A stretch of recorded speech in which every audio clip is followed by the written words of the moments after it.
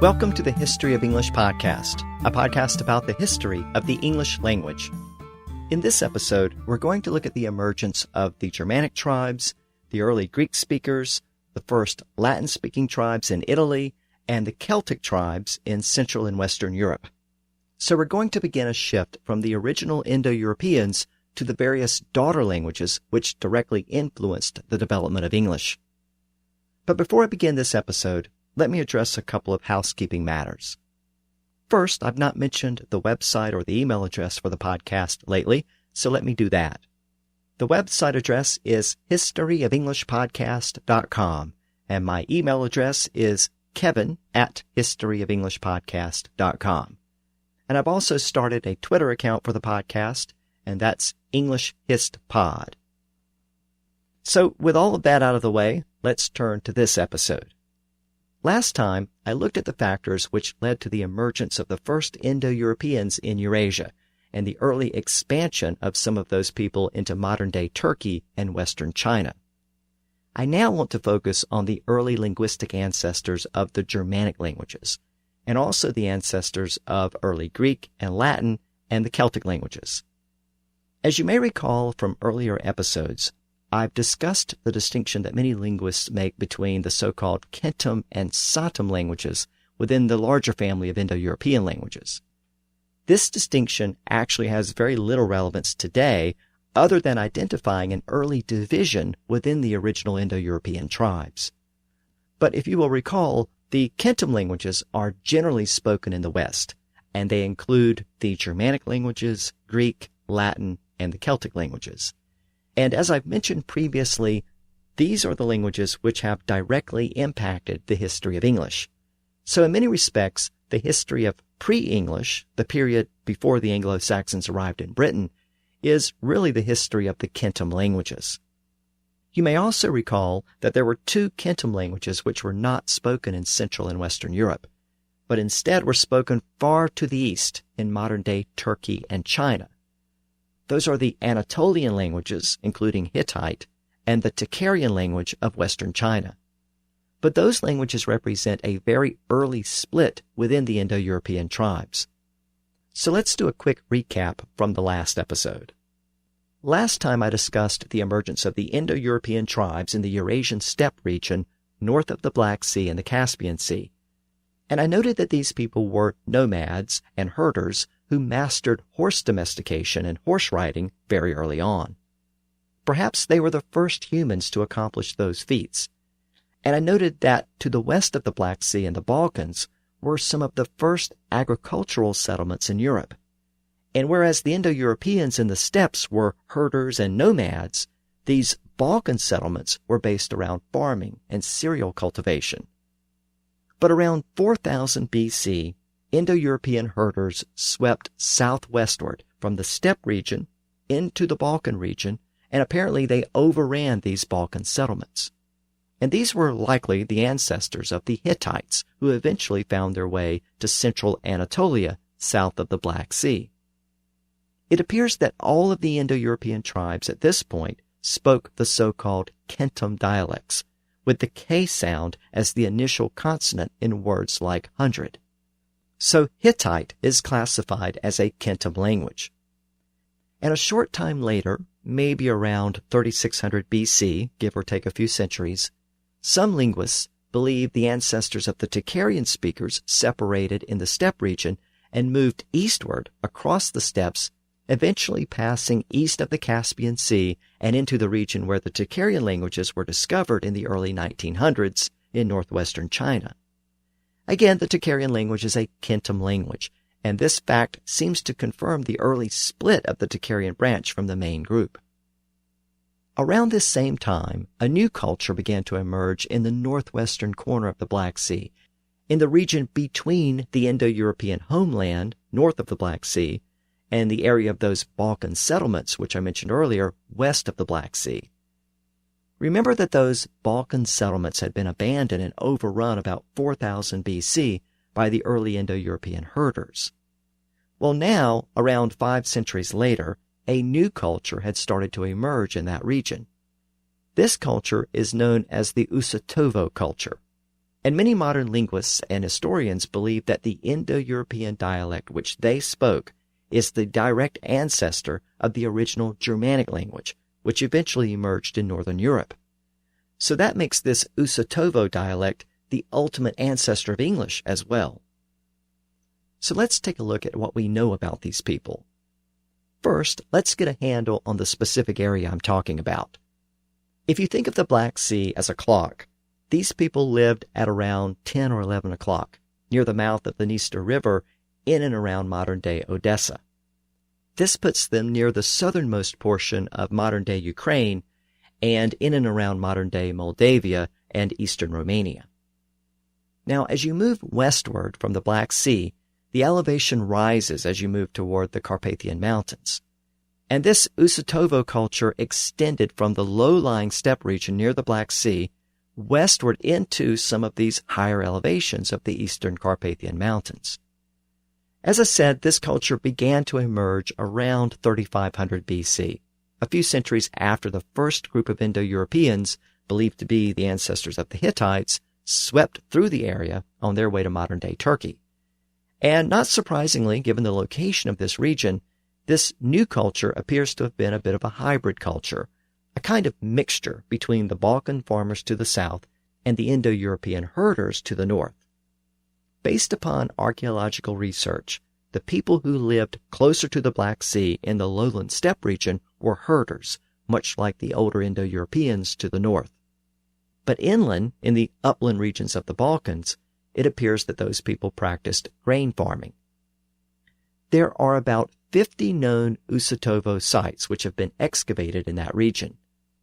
Based upon artifacts found in graves, archaeologists have confirmed that these people used bronze daggers and axes, so this was a Bronze Age society.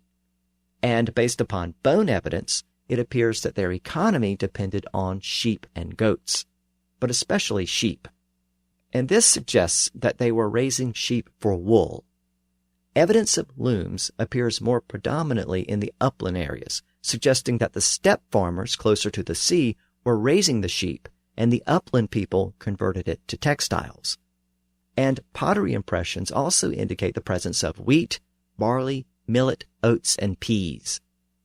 Archaeologists have also unearthed tools used in harvesting cereals. So this is the first evidence of cereal cultivation this far north in this region of the steppes. So as I said, we do have some basic agriculture in place here. And this was likely an extension of the Balkan farming settlements to the south. The pottery made by the Usatovo culture has the shape of the upland region, but it was often decorated like the steppe pottery. And a white glass bead found at a Usatovo site is the oldest known glass object in the Black Sea region, and perhaps in the entire ancient world. But it was almost certainly imported. In fact, some of the pottery and other objects that have been unearthed in this area have been identified as being from the Aegean region and Anatolia, including perhaps the oldest site of the ancient city of Troy. And that suggests that trade was also very important for these people.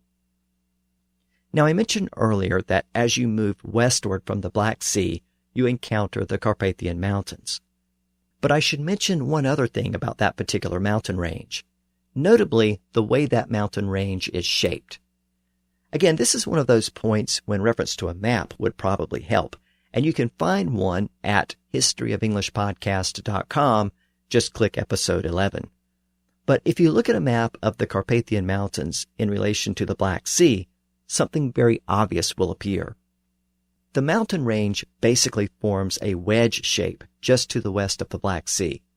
It basically means that any westward moving tribe has to either move northwestward around the north side of the mountain range or has to move southward underneath the south side of the mountain range through the Balkans and into the Aegean region. And this basic fact of geography probably accounts for the ultimate split of the various Indo-European tribes as they moved westward. So as we look at the Usatovo culture, I mentioned that the culture existed near the mouth of the Dniester River, and the Dniester River extends northwestward along the northern side of the Carpathian Mountains. And this appears to be the avenue for the spread of the Usatovo dialect into Central Europe. Over time, the Usatovo dialect spread up the Dniester River along the northern side of the Carpathian Mountains. It eventually spread into the region where modern-day eastern Poland and western Ukraine meet, basically the middle of Eastern Europe. But the exact manner in which this happened is not known for certain. Trade was probably a factor because rivers were the ancient highways for trade, and that's true even to a certain extent today. And of course, trade routes also often become migration routes. So the Dniester River helped to export these people and their dialects northwestward into northern Europe. So as we turn our attention westward into the heart of Central and Western Europe, we should consider what was happening there around this same time period, around 3500 BC. And the answer, unfortunately, is that there doesn't appear to be very much going on at all, at least as it relates to towns or civilization.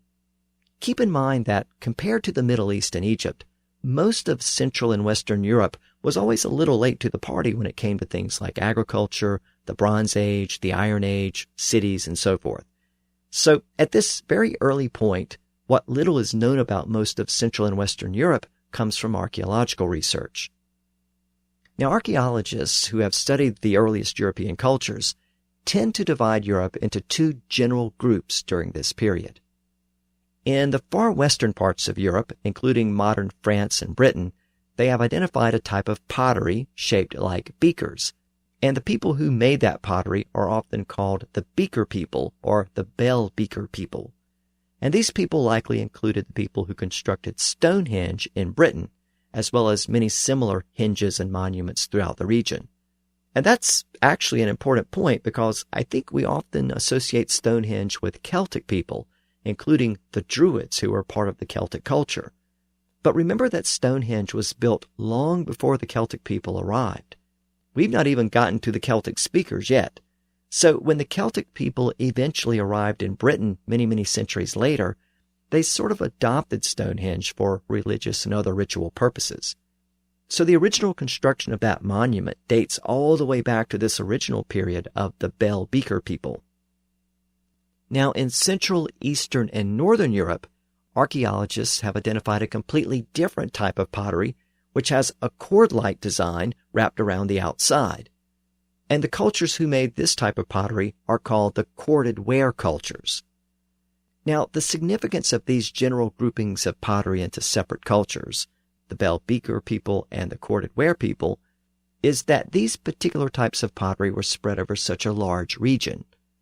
And that suggests that there was some type of general trade and communication amongst people over vast areas of Europe very early on. And that's why the same type of pottery exists over such a large area.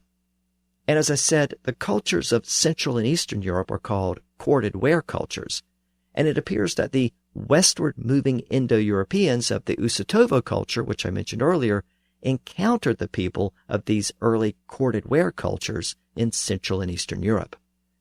And historians believe that the trade and migration routes which linked these corded ware communities also enabled the spread of these Usatovo people as they entered into and spread throughout the same region. Now, the exact nature of these links and the precise manner in which these pre-Germanic dialects spread throughout the region are not known for certain. As is generally the case with the early Indo-European migrations, it's difficult to say how much of this represents a spread of language and how much involved the actual migration or spread of people.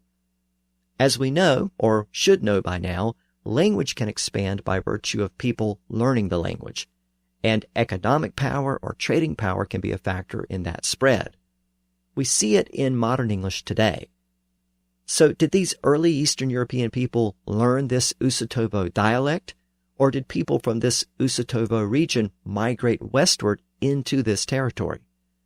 The answer is probably some combination of both. Trade was probably a major factor at work here. As these people migrated and traded up the Dniester River, they probably established settlements along the way, and the language spread throughout this region as these people spread.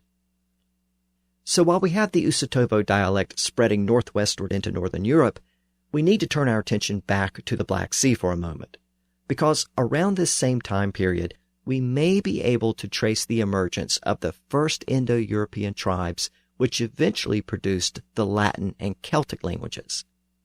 Some linguists and archaeologists believe that a group of Indo-European speaking herders began to move from the steppe region north of the Black Sea down through the Usatovo territory we just talked about during its earliest phases of existence. And these herders continued this trek southwestward around the Black Sea, eventually settling around the Danube on the western Black Sea.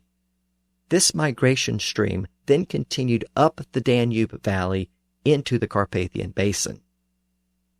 Remember that the Carpathian Mountains created this wedge shape, which I mentioned earlier, and that tended to force migrating tribes either northwestward or southward from the Black Sea region. And whereas the Usatovo dialects took the northern trek into northern Europe, these other migrating tribes apparently took the southern route around the southern side of the Carpathian Mountains and then westward along the Danube.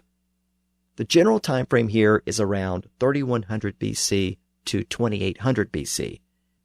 As I said, some linguists and historians believe that these tribes may have been the ancestors of the Italic speakers of Italy, including Latin, and the later Celtic branches of the Indo-European family tree.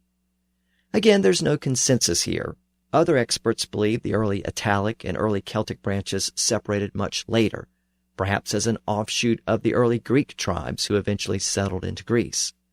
But regardless, it does appear that these three groups, the early Greeks, the early Latin speakers, and the early Celts, they all took a southward track along the Danube in contrast to the pre-Germanic Usatovo people who took the northwestward track along the Dniester River.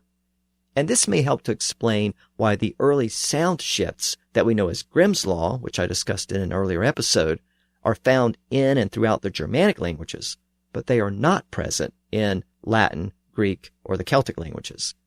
So again, this early split and division may account for some of that.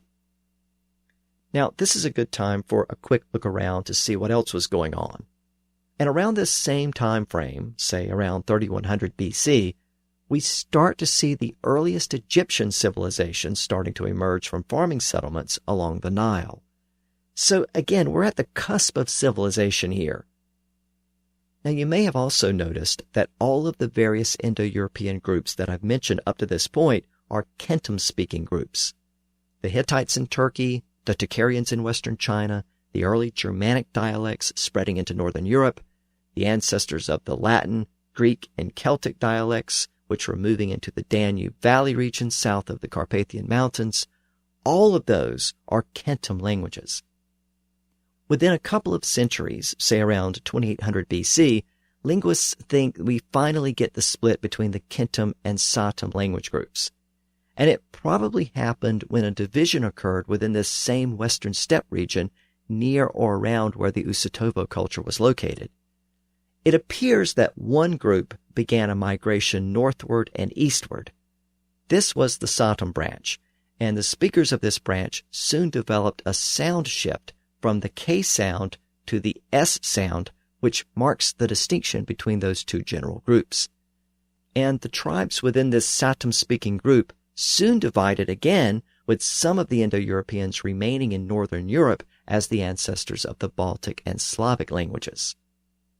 Meanwhile, some of the tribes within this group migrated eastward along the steppes and eventually migrated around the Caspian Sea and settled into modern Iran and northern India.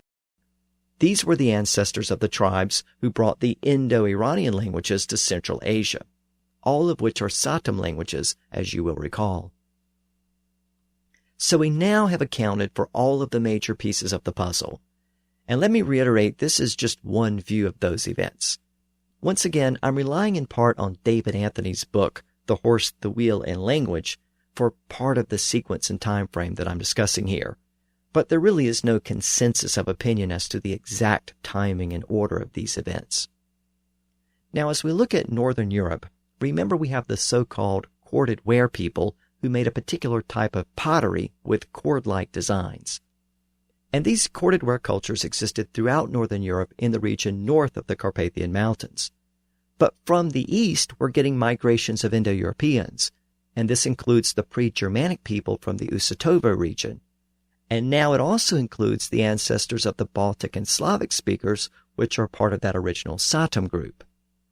All of these northward and westward moving Indo-European people met and traded with the corded ware people in the Carpathian foothills, and that facilitated the spread of those Indo-European dialects throughout this region.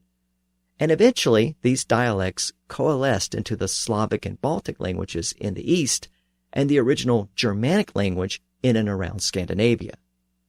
Archaeologists have noted that during this period, many of these corded ware people began to adopt many of the cultural and economic features of the Indo-Europeans. For example, they adopted a pastoral herding economy like the Indo-Europeans, and they began to adopt certain funeral rituals associated with the Indo-Europeans. So what we're seeing here is likely a blending of cultures and peoples. But the language and dialects of the Indo-Europeans would emerge as the dominant languages, and other native languages tended to disappear. We may never know exactly why that happened, but I alluded to some of the possible factors in the last episode. Indo-European speech might have been emulated because the chiefs who spoke it had larger herds of cattle and sheep, and they had more horses than the peoples of Northern Europe. The Indo-Europeans also had growing populations due to more efficient herding and the invention of dairy farming. Remember that most of Europe was very sparsely populated at this time, so even modest population advantages could overwhelm many of the native cultures in Europe. But beyond the economic and population advantages, there was a definite military advantage as well. The culture of the Indo-Europeans allowed and embraced territorial expansion. When it came to raiding and warfare, the Indo-Europeans had major advantages because they had domesticated and could ride horses, and they appeared to have blended their mastery of horses and wheeled wagons into the creation of chariots for use in warfare and raiding. In fact, chariot technology is generally considered to be another innovation of these Indo-European herders around this same time period. If they didn't actually invent the chariot, and there's some dispute about that, they certainly perfected it. At around 2500 BC, horses were still rarely found in much of Central Europe, the Middle East, and the Indian subcontinent. So the Indo-European tribes who were migrating into new areas had massive advantages due to their ability to ride horses and especially their ability to engage other tribes with horse-drawn chariots. This technology made the Indo-European tribes a formidable force. Horse-drawn chariots could literally run circles around their opponents, with one person driving the chariot and another launching arrows. Of course, the chariot technology was quickly adopted throughout the Western world, but initially it gave the Indo-Europeans a major military advantage. Again, the exact details of the spread of the Indo-Europeans are not entirely known, and may never be completely known. But we can say with some certainty that the dialects of these people were spreading throughout Europe and Central Asia during this time period. So to the north, we have the early ancestors of the Germanic-speaking tribes taking position in northern Europe around Scandinavia. And the early ancestral Baltic and Slavic languages are settling in and taking over most of Eastern Europe. And the eastern branch of those Satem-speaking tribes continue to migrate eastward into Central Asia. The ancestors of the Indo-Iranians brought their horse-drawn chariots with them, and that was definitely part of the reason why they spread so far and so fast over that region. And they eventually established the Persian Empire and the early Indus civilization in India. So that leaves us with those tribes which I mentioned earlier who traveled southwest around the Black Sea to the region south of the Carpathian Mountains in the Danube Valley. They had made that trek a few centuries before, and it appears that they had settled in that region for a while. And these appear to be the ancestors of the Celtic-speaking tribes and the Italic-speaking tribes, which eventually produced Latin. There are some strong linguistic similarities between Latin and Celtic, and as a result, many linguists have always believed that the early ancestors of those language families were either part of the same group or they lived in close proximity to each other. And it was around this time, around 2800 BC, that some of the tribes within this group in the Danube Valley began to spread northward from modern Hungary into modern Austria and Bavaria. And these were the ancestors of the Celtic speakers. And their linguistic descendants would eventually come to dominate much of Central and Western Europe. Meanwhile, some of those Indo-European speaking tribes remained in Hungary, and they didn't make the trek into Austria and Bavaria. These tribes eventually migrated westward and then southward down into Italy. And these Italic tribes were the ancestors of the Italic branch, and they were thus the ancestors of the Latin-speaking tribes which eventually emerged in Italy. And also around this same time, say around 2500 BC, the ancestors of the Greeks separated from the main group of Indo-Europeans and began to migrate southward toward modern Greece. So by this point, all of the actors have either taken the stage or they're on their way to the theater. The next step here is the actual emergence of the various dialects in the areas where they would eventually become known to the modern world. By 2000 BC, the Hittites had penetrated into Anatolia, where they soon established the Hittite Empire. And within a century or so, the early Hittite language and other Anatolian languages were being spoken in Anatolia, modern-day Turkey. Around the same time, the first ancestors of the Greeks began arriving in Greece, where they encountered an existing non-Indo-European civilization on the island of Crete, which was the Minoan civilization. But within a couple of more centuries, the earliest Greek dialect, the Mycenaean Greek dialect, was being spoken throughout mainland Greece and the small islands surrounding it. But the Minoan civilization was still in place in Crete. Eventually, those Mycenaean Greeks settled in and overtook the Minoan civilization in Crete, at which point we have the early Indo-European Greek language spread throughout the entire territory of Greece. A century or so later, say around 1500 BC, Sanskrit writing had appeared in northern India, and the Balto-Slavic languages were being spoken in Eastern Europe. By about 1200 BC, the early Iranian languages were being spoken east of the Caspian Sea. And over in Italy, the earliest Italic languages were being spoken, including the early versions of Latin. But it's not until around 500 BC, several centuries later, that we can finally confirm that the earliest Germanic dialects were being spoken in and around Scandinavia in northern Europe. So now all of the players are in place. And interestingly, those early Germanic dialects are some of the last attested Indo-European languages, certainly in Europe.